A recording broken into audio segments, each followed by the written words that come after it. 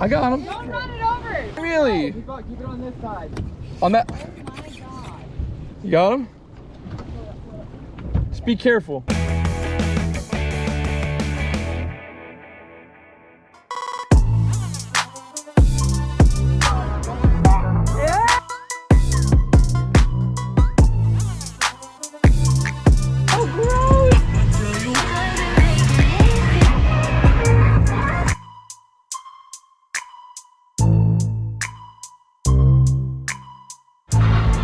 You guys ready or what? Ready. Here we go. Let's catch him up. Let's go. Early morning, loaded up the boat, had the girls ready, and we were heading south to Miami, looking for the elusive bite. The plan was to target mahi, as we had seen a lot of mahi in shallow the previous day. So basically, we're planning on doing some trolling, trying to live bait mahi off debris and things like that. So the morning was epic. We had a lot of really bad weather for the week before we went out on that day, and we finally got some good weather, so we had to just get out there and run and gun.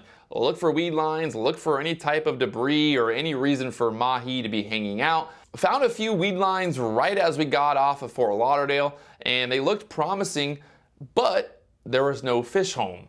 And after trolling the same color change, the same weed line for about an hour, not getting any bites, I was like, okay, it's time to finally just make a move. We gotta make a move, we gotta get to some different water, and we headed south. Obviously, we're gonna see weed lines along the way and different color changes again, so we kept stopping and finding different weed lines, but still no mahi were home. It's frustrating because a couple days before, we ended up finding all those mahi on a color change, and we didn't have any live bait, we didn't have any pilchards, so we really couldn't get them in the boat. So really that's fishing. You load up with one goal with a bunch of pilchards, and then you end up not finding the fish. So we just kept on heading south, seeing different color changes and weed lines along the way, and really nothing was going on. And at that point, I'm like, hey, let's go at least down to a little shipwreck. We'll do some snorkeling. We'll kind of just hang out, swim around for a little bit, and then maybe the bite's gonna get better in the afternoon. So we went down south to an epic little spot. Everybody jumped in the water, beautiful water. This little shipwreck, it's really shallow. Great spot, you can find it online, just search it. I'll just tell you that it's off Miami. It's easy to find if you go online and search for it, but you gotta do a little bit of work and you get the reward. So after the shipwreck, we started to head back north, and the plan was to troll in some pretty shallow water between 40 to 80 feet. That's where the bite was the past few days, so we thought, hey, let's stick to that and see what happens. The water was beautiful, was really blue, good overall water, but just not a lot of action. Again, we did end up catching some small bonita, and we ended up getting a mackerel as well, just randomly there. So at that point, had to make another move and had to make the decision to head back north, try to get in some deeper water, see if we could find some debris. And I was telling everyone, like, all we need to do is find one piece of debris.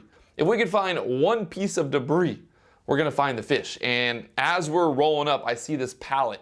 I see a pallet floating, and I'm like, oh, it's game on, baby, it's game on. We got a pallet.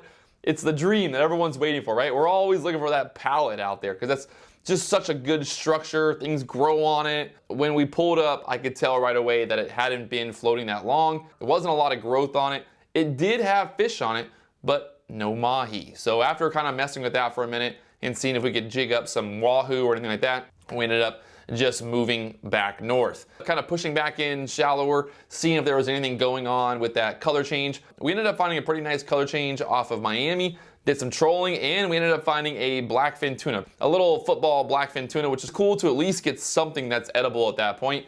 So we put the blackfin in the box and we kept heading north. Now, normally what I do when I'm heading back north is I like to kind of push out. I'll go out to 1,000 feet and just kind of keep an eye on where the weeds are, where the debris is, some kind of current or something going on. And we really did not see anything. And then all of a sudden, I ended up running over probably 10, 20 mahi in a school with no debris, no weed line, nothing there. No reason for those fish to be there. But we ended up running over the fish.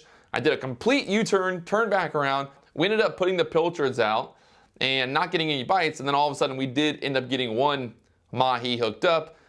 The girls ended up fighting the mahi, getting the mahi in the boat. It's really kind of frustrating because we saw multiple fish, but we were only able to capitalize on one. Now, at that point, I'm like, I gotta make this happen. You know, Hail Mary, we're going for it. We're gonna keep moving, we're gonna keep covering ground, we're gonna keep looking. And as we're pushing north, I see a buoy. I see a swordfish buoy floating in about 1,000 feet of water. And normally you see weird things floating out in the middle of the ocean, but this was interesting because it looked like it was obviously functional and it was floating normal and it had the light flashing. It was fresh. It was probably from the night before. Now, as we started to move closer, I could see that the buoy was going opposite of the current. And I started to get a little excited. I think everybody on the boat got excited at that point because you're thinking there's maybe possibly a monster swordfish on the buoy. Like maybe just, a 500-pound swordfish on the buoy. And at that point, we had to kind of see what was on the end there and kind of cross our fingers. So we pull up, we start pulling in the buoy. I got him. Don't run it over. No, wait, really? Keep it on this side. On that. Oh my God. You got him?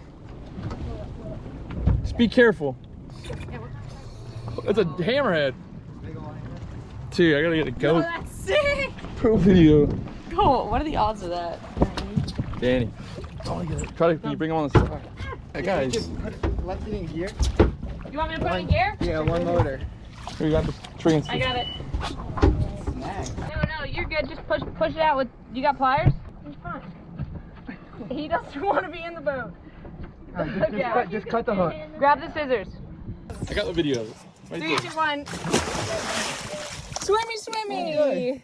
They got little I know, I'm just like. So after pulling up the buoy, we obviously found out that it was a shark, a decent sized shark that had a hook caught like in its shoulder. So we pulled the hook out, released the shark. The shark was totally fine. It swam away, had no issues. It was gonna live to fight another day. So we felt good that we at least released it and let that go. We pulled the buoy in and we started to head back into shore to see if we could find some more fish. Now, what's interesting is when we did get into shore, again, that really kind of green color change water, we got into about 80 feet of water and we started seeing showers, and we kind of drove around for a little bit trying to chase down some showers. But the problem is when those mahi or those sailfish are really going after the ballyhoo, when they're focused on ballyhoo, if you don't have ballyhoo, it can be difficult to catch those fish. So we had pilchards and we threw a couple pilchards out and the mahi came up, looked at them, went away and kept chasing the ballyhoo. So a little frustrating to not be able to capitalize again on those mahi that were in shallow.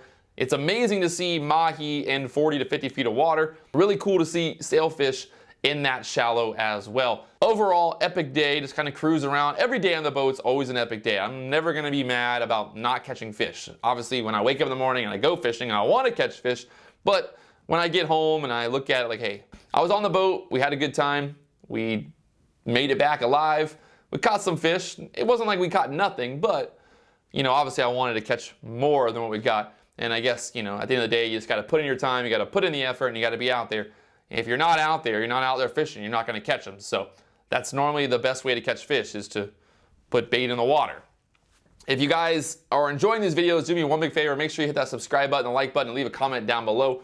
What do you wanna see next? I'm gonna be working on a lot of videos this week. The weather's gonna be totally crap here in South Florida, this hurricane, the wind and everything. So gonna be working on some more kind of tech videos and things like that coming right here on the channel. So hit the subscribe button down there. I'll talk to you guys later on.